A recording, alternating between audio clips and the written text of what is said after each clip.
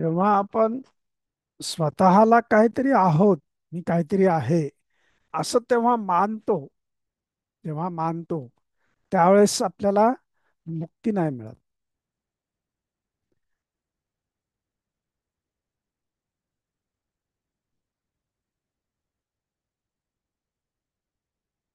आणि कोणतीही वस्तू बदलली किंवा परिस्थिती किंवा आपल्या सोबतची व्यक्ती हे जर बदललं आपण, तर त्यामुळं सुख मिळते, हा आपला भ्रम आहे. तर सुख कशामध्ये आहे? तर विश्राम स्थितीमध्ये आणि निश्चय आणि सोडून देण्याची जी आपली वृत्ती असते, त्याच्यामध्ये सुख आहे. म्हणजेच काय? वैराग्यामध्ये सुख आहे. अहंकारामध्ये सुख नाहीये. अहंकार सोडण्यामध्ये सुख आहे. आणि मग अशा वेळेस बाहेरून एखाद्या वेळेस तुम्ही सोडलं नाही सोडलं, तरी आतमधून जेव्हा तुम्ही सोडताल, तर आतमध्ये एक कोमलता, तरलता, सहजता आतमध्ये उपजते. आणि मग आपण साक्षी बनतो.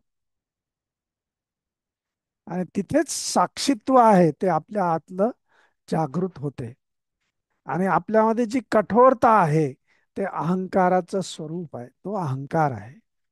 किंवा काहीतरी विशेष बनायचंय मला, ह्यासाठी जे आपण करतो, ते सुद्धा अहंकार आहे. आणि मी काहीच नाहीये, हा काय आहे? साक्षी भाव आहे. आणि मग हे हा जो साक्षी भाव एकदा आपल्यामध्ये उपजला, की मग काय होतंय? दुःख नाहीसं. आपल्यातलं जे दुःख आहे ते नाहीसं व्हायला लागते. मग त्यासाठी काय आवश्यक आहे? तर हे एक ज्ञान. कोणतं ज्ञान? तर मी विशुद्ध आहे, हे आपल्या आतमध्ये जागृत झालं पाहिजे. मग जीवनामध्ये जे जे काही येते,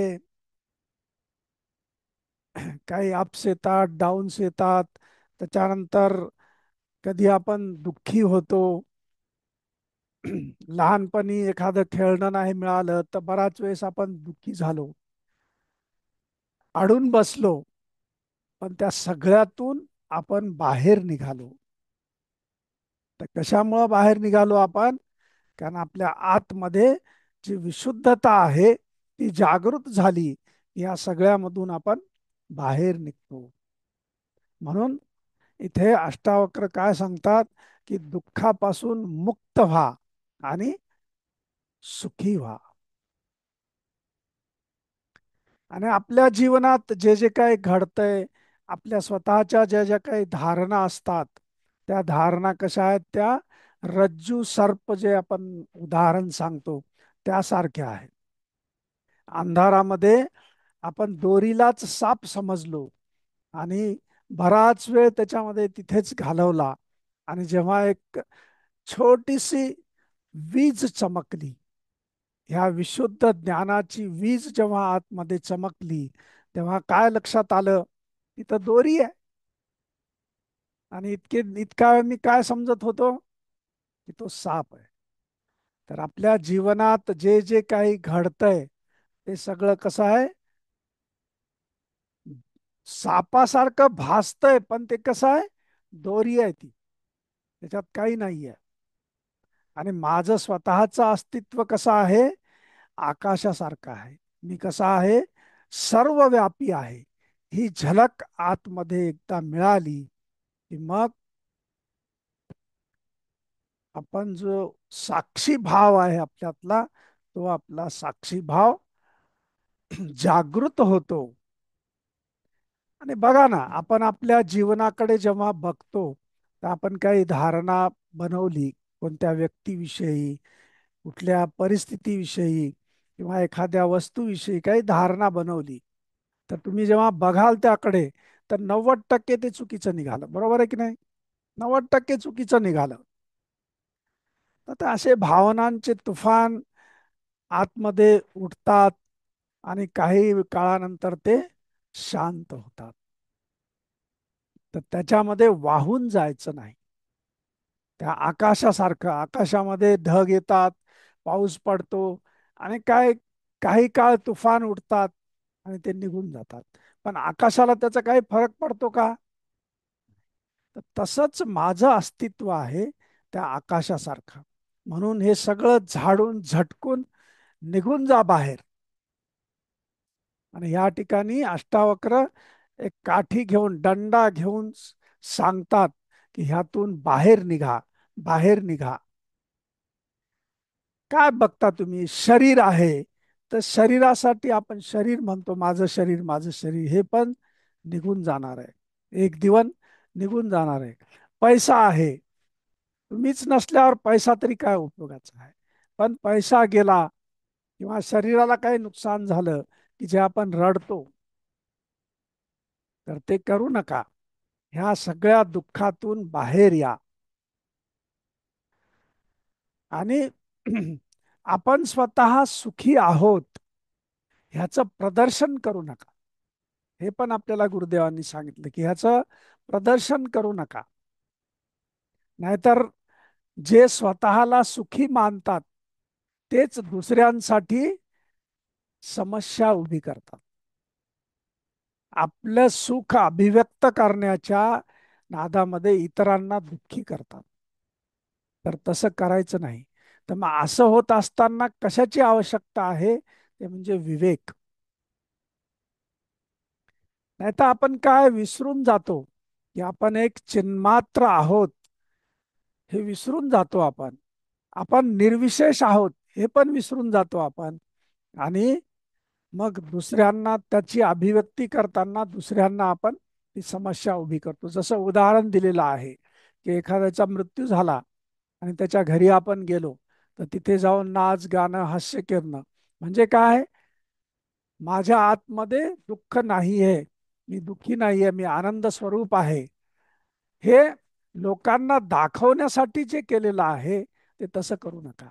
तुम्हाला माहिती आहे, ठीक आहे, ते तुमच्याजवळ ठेवा, पण इतरांना त्याचं प्रदर्शन करू नका. म्हणून तुम्ही एक निर्विशेष आहात, सामान्यासारखं वर्तन करा आणि हे जाणून घेऊन विश्राम करा. आणि जे काही तुफान तुमच्या जीवनात उठतील त्याला दाबण्याचा प्रयत्न करू नका. नाहीतर मग आपण स्वतः करता होऊन जातो. आणि करता झालं की मग आपलं जे विशुद्ध स्वरूप आहे, चिन्मात्र स्वरूप आहे, त्या स्वरूपातून आपण बाहेर येतो. आता जीवनामध्ये वेगवेगळ्या प्रकारच्या भावना उठल्या, काही प्रसंग आले जीवनामध्ये, काही कठीण प्रसंग आले, पण ह्यामुळं मला आतमध्ये जो मी आहे त्याला काही नुकसान झालं नाही. जसं आकाशातलं सांगितलं की ढग येतात, पाऊस पडतो, निघून जातो, पण आकाशाला त्याचा काहीही फरक पडत नाही. आणि जेव्हा आपण ह्याच्याकडे अतिशय बारकाईनं, सूक्ष्मतेनं जेव्हा बघतो, तर या सृष्टीमध्ये जे जे काय दिसते, पहाड असतील, त्याच्यानंतर वृक्ष असतील, तर पक्षी असतील, प्राणी असतील, तर हे सगळे सूक्ष्मतेनं जेव्हा बघतो आपण, तेव्हा ते एका परमाणूनं बनलेले आहेत. बरोबर आहे की नाही? एका परमाणूनं बनलेले आहेत. आणि ह्याच आतमध्ये माझा सुद्धा परमाणू आहे, माझं शरीर सुद्धा तसंच बनलेलं आहे. आणि हे संसार ज्याच्यानं बनलेला आहे तोच मी आहे. तोच कोण आहे? मी आहे. आणि हे जाणून घ्या आणि विश्राम करा. मी स्वतः आनंद स्वरूप आहे ह्याची जाणीव ठेवा आणि विश्राम करा. मग मध्येच एकाने प्रश्न विचारला की मी बरचसं काही पाप केलेलं आहे, त्याचं प्रायश्चित मी करू इच्छितो. तर त्यावेळेस गुरुदेव काय म्हणतात? प्रायश्चित करण्याचा भाव तुमच्यामध्ये उठला, प्रायश्चित करण्याची बुद्धी जागृत झाली, तर ती केव्हा होते? जेव्हा तुमच्या आतमध्ये ती शुद्धता येते त्यावेळेस. तुम्ही जेव्हा अशुद्ध असाल तेव्हा हा भाव सुद्धा तुमच्यामध्ये येत नाही. मग हा भाव जागृत झाला म्हणजे तुमचं काम झालं.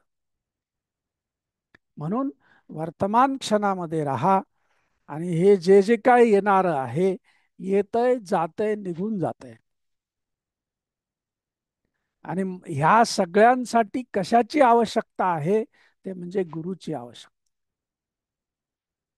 मग गुरु तुम्हाला काही प्रायश्चित देतील. ते प्रायश्चित तुम्ही पूर्ण केलं की तुम्ही त्यातून बाहेर निघाल. आणि गुरु कसे असतात? करुणा स्वरूप असतात. त्यामुळं ते तुम्हाला काही अशी तुमच्या भावनेला ठेस पोहोचेल असं काहीही देणार नाहीत. पण जे काय प्रायश्चित ते देतील ते पूर्ण करा आणि विश्राम करा. आणि एकच जाणून घ्या की तुम्ही कसे आहात? विशुद्ध आहात, विशुद्ध स्वरूप आहात. तुम्ही साक्षी आहात. हे जे जे काही घडतंय या सगळ्यांचे तुम्ही साक्षी आहात. हे जाणून घ्या आणि विश्राम करा.